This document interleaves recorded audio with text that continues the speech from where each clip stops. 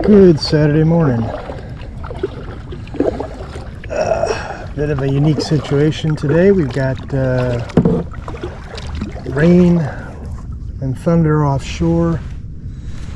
The weatherman says, you can hear it in the background, it's not supposed to get to us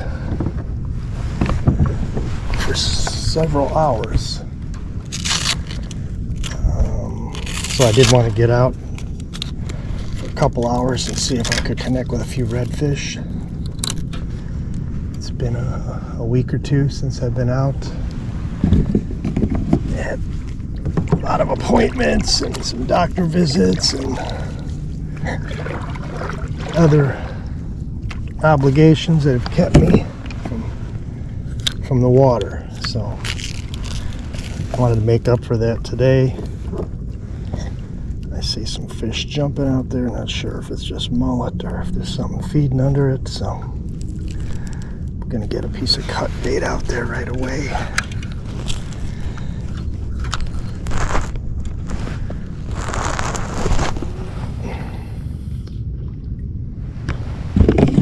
And let it soak and see what happens while I get situated here. So anyway, stay tuned. We'll see what happens. The game plan is to get a few hours in before the rain hits us.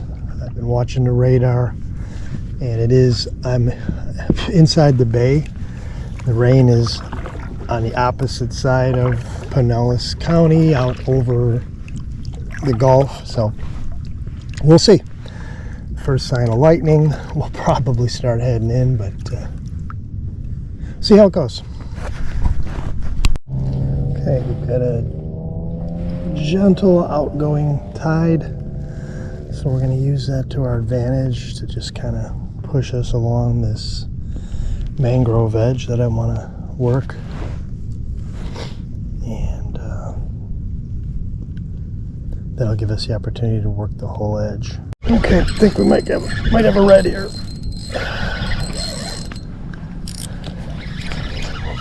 Well, he's pulling us. And I've got the anchor down, but that doesn't quite seem to matter. Shoot, I got another pull out in the way here. Let me get that line down.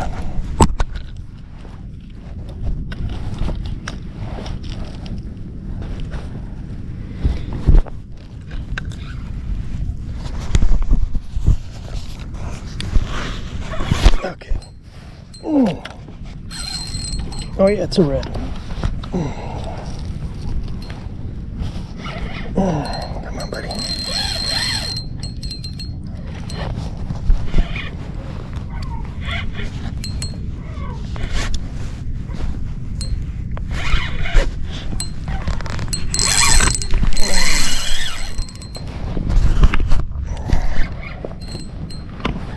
Nice fish.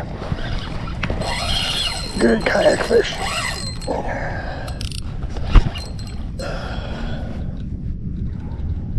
Okay, and I don't want him going into the mangroves, so. Okay, we're gonna loosen up the drag on him just a little bit so I can kind of let him think he isn't hooked. Oh, shoot, he's got me into the mangrove roots now. But I gotta get this other pole out of the way too.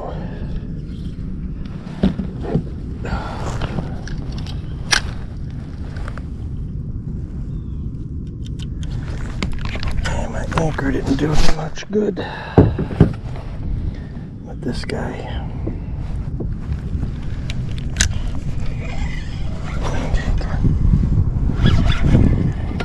Come on, buddy, get out of there. Okay. Come on. Oh.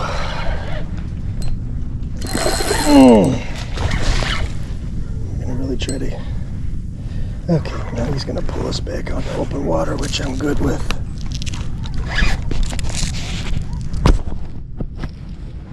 And I apologize for the camera angle. I was gonna use my hat camera today, but I didn't. So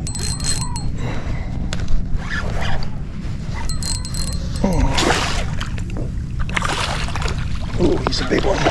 Okay.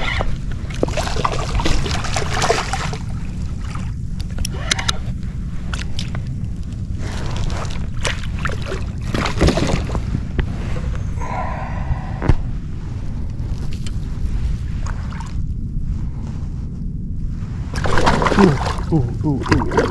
Okay. Get my grips here. This is a nice fish. And I'll explain what we did to catch him as soon as I get him up. Okay, there you go. That's what we're talking about. That's a nice fish. Beautiful red. Okay. Let's get some slack on my line here. Okay, buddy.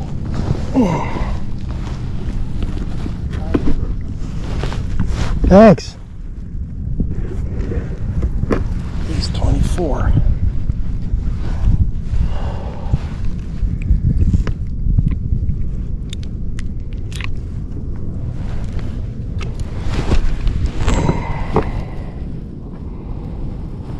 And he's right in the slot. That's a nice fish. Okay.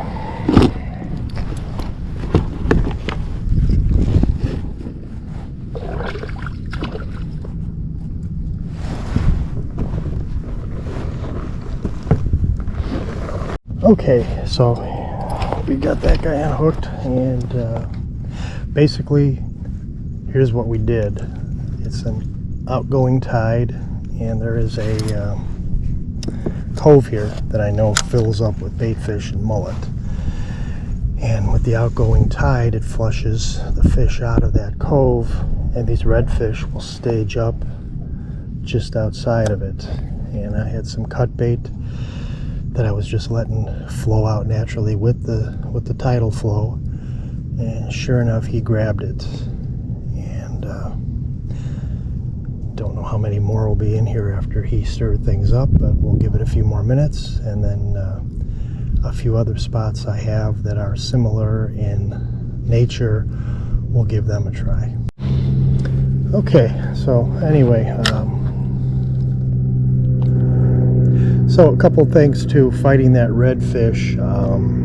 A little bit of a tip: anytime you've got fish up against some mangroves like that, try to keep, as much as you can, keep your pole tip down as close to the water as possible when they get in or near those mangroves, because if you've got your rod tip up, there's a higher probability that your line's going to end up getting tangled in those roots when they go in there. And if they start pulling your line around and it's above water, it can get tangled up pretty easily. So what I was trying to do was keep my rod tip low to the water, which minimizes the likelihood that it's going to get tangled up in any of those roots. As you can see how those mangrove roots, we've got the outgoing tide, so they're pretty well exposed. And it's easy for your line to get tangled up in those, and then when that happens, it's pretty much game over in terms of landing that fish. So keep that rod tip a little bit low, at the water line, or lower, into the water line if you can. And there's less chance you'll get snagged, especially when the tide is low and these roots are kind of suspended right now at the water level. They don't go much below that. So that's what allowed me to get that guy landed, was the fact that keeping that rod tip down, my line was below the level of those roots, which is pretty much just about touching the water level right now. So anyway, that's a little bit of a tip there to keep in mind for those of you who haven't heard that one before. And we're gonna work this area just a little longer, because there's still a lot of mullet back in this cove. And as things settle down, we may get one more chance at a fish. Okay, another fish. This guy's a little smaller. Look at that, baby rat red.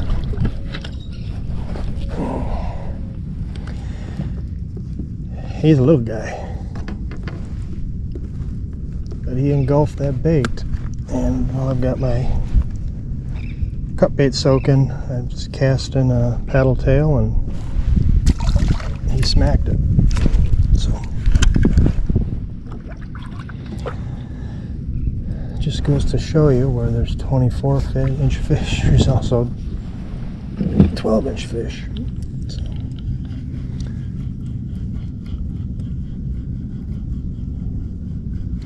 These are all there for the same thing. It's mealtime, and that moving current moves those bait fish. And these guys are ambush feeders. They'll stage up where they know that that bait is more than likely going to be flushing out, and it's mealtime. So this is what we caught the last fish on, just a piece of cut bait, thread fin, and it's what they wanted. So we'll keep soaking him, and we'll keep casting. Stay tuned. Okay, the tide has shifted,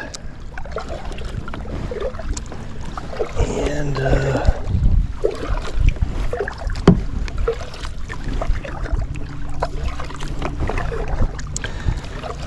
tide has shifted, and I'm going to reposition in a new location where I know the fish have a tendency to stage up on an incoming tide. So that's part of the benefit of really getting out on your local waters as often as possible and learning your waters, because you'll develop a little portfolio, so to speak, of areas, of spots that you know that given certain circumstances the fish are going to be more than likely to be found. And not only is it tidal dependent, it's also seasonally dependent. So what I've found works well for me is I keep a log, and after every trip I'll take a few minutes to jot down everything that happened, the overall weather conditions, the time of the year, what I was fishing for, where I fished, what I encountered, if I noticed bait fish, if so, what type. I would see mullet jumping up ahead. So yeah, keeping that log, it gives you something to refer back to in the future, which kind of puts the odds in your favor if you know that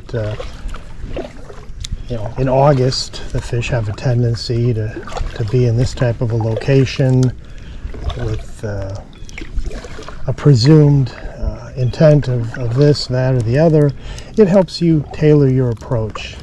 So I see a lot of little bait fish buzzing along the surface here, so we may post up and make a few casts, and if not, we'll keep moving to the spot I had planned on going to. Okay, the tide has definitely turned now. We were slack for about 2 hours, so I am posted up on a spot that I know historically this time of the year has been a good location for fish on an incoming tide, which we now have. It's kind of neat how you know the tide's completely shifted when you're sitting there at anchor doing nothing, and then suddenly your boat turns and now you're definitely got the water flowing against you. So this definitely should help. It's just changed literally in the last 5 minutes. I see the mullet have suddenly started jumping, so hopefully the fish know something's different here, and we'll start staging up to feed. And I am right on a point where the water flushes around it, and I've caught fish on both sides of it, but right now I'm focusing on the inward side, which the tide is going up against. And if nothing there, I'll switch around to the opposite side. So stay tuned, see how things go.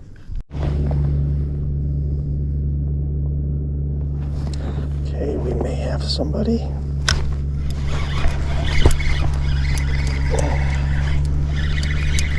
And we do. And he's moving fast, so we'll see what he is. I got my other line in the way, so I'm going to get that out of there. Keep the pressure on him, and oh, don't get in my other line, buddy. Okay.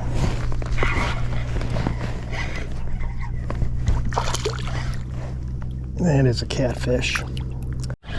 Okay, another fish. This one has a little girth to it.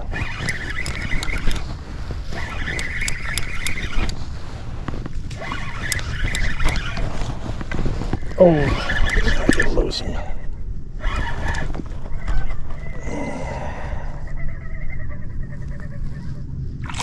He's taking me for a bit of a ride.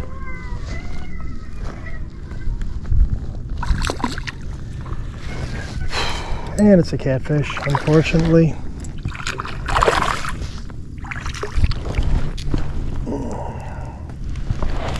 Pretty good sized catfish. Extremely good sized catfish. But nothing I'm going to get too close to. Stung by one of these guys, and that's my limit. Okay, and with that, I think we'll call it a wrap. Good day for being out for about 3.5 or so hours. Just under 4. 2 hours of slack tide. We caught the ending of the outgo tide with the flush where we caught those redfish. Slack tide, really not much, and then right as the tide started coming in, a couple catfish, no redfish yet, but I'm gonna call it day because these storms that are supposed to be hitting us, I can see them on the horizon. Radar is showing them just over St. Pete. I'm on the opposite side of the bay, so I want to beat this in. The wind has suddenly picked up a bit, so all signs tell me we'll be having rain soon, and I'm going to try to beat that in. So appreciate everybody tuning in. Appreciate the new subscribers. I saw we had a few more in the last week, and to those of you who are tuning in again, hopefully you enjoyed this episode. Hopefully you were able to pick up a few tips along the way, and we'll see you on the next edition of Florida Fishing and Outdoors.